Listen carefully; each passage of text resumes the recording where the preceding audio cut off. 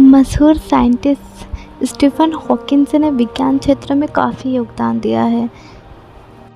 Stephen Hawkins का जीवन शुरू से ही काफ़ी कठिनाइयों से भरा हुआ था, लेकिन फिर भी उन्होंने वैज्ञानिक बनने के अपने सपने को पूरा किया और विज्ञान के क्षेत्र में अपना अनगिनत योगदान दिया। उनके योगदान के चलते कई ऐसी चीज़ों के बारे में खोज की गई जिसकी कल्पना शायद पहले किसी ने ना की हो। स्टीफन हॉकिंस का जन्म इंग्लैंड देश में सन 1942 में हुआ था। जिस वक्त हॉकिंग का जन्म हुआ था उस वक्त दुनिया में द्वितीय विश्व युद्ध चल रहा था।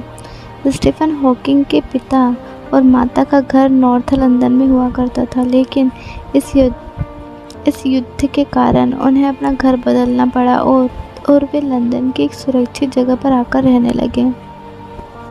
हॉकिंग के माता पिता की मुलाकात चिकित्सा अनुसंधान संस्थान में कार्य करने के दौरान ही हुई थी, जिसके बाद उन्होंने शादी कर ली थी और इनके कुल 4 बच्चे थे, जिनका नाम स्टीफन, फिलिपा, मेरी और एडवर्ड था। एडवर्ड इनका गोद लिया हुआ बेटा था। कहा जाता है कि स्टीफन को गणित विषय में रुचि थी और वे इसी विषय में अपनी पढ़ाई करना चाहते थे, लेकिन उस वक्त ऑक्सफोर्ड विश्वविद्यालय में ये विषय नहीं हुआ करता था, जिसके कारण उन्हें भौतिकी विषय को चुनना पड़ा। भौतिकी विषय में प्रथम श्रेणी में डिग्री हासिल करने के बाद इन्होंने कैम्ब्रिज विश्वविद्यालय से अपने आगे की पढ़ाई की।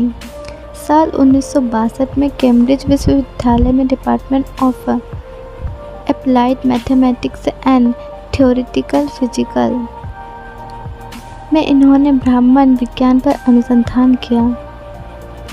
स्टीफन को एमियोट्रोफिक लेटरल स्क्लेरोसिस नामक बीमारी है।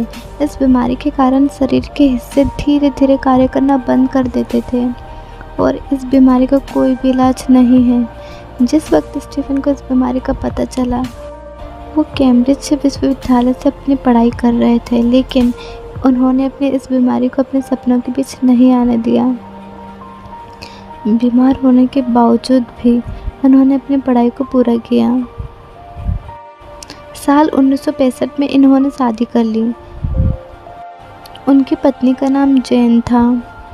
1995 में जैन और हॉकिंग ने तलाक ले लिया। तलाक के बाद हॉकिंग ने एलन मैसन से विवाह कर लिया था और साल 1995 में हुई ये शादी साल 2016 तक ही चली थी। प्रोफेसर स्टीफन हॉकिंग ने ब्रह्मांड को नियंत्रित करने वाली बुनियादी लॉ पर कई शोध किए हैं। हॉकिंग ने अपने साथी रोजर पेनरोज के साथ मिलकर एक शोध किया था और दुनिया को बताया था अंतरिक्ष और समय ब्रह्मांड के जन्म के साथ शुरू हुए हैं और ब्लैक होल के भीतर समाप्त होंगे।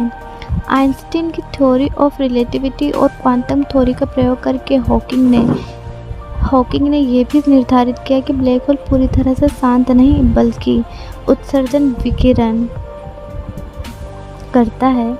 इसके अलावा हॉकिंग ने यह भी प्रस्ताव किया था कि ब्रह्मांड की कोई सीमा नहीं है और विज्ञान की मदद से यह भी पता किया जा सकता है कि ब्रह्मांड की शुरुआत कब हुई थी और कैसे हुई थी। स्टीफन हॉकिंग द्वारा लिखी गई किताबें।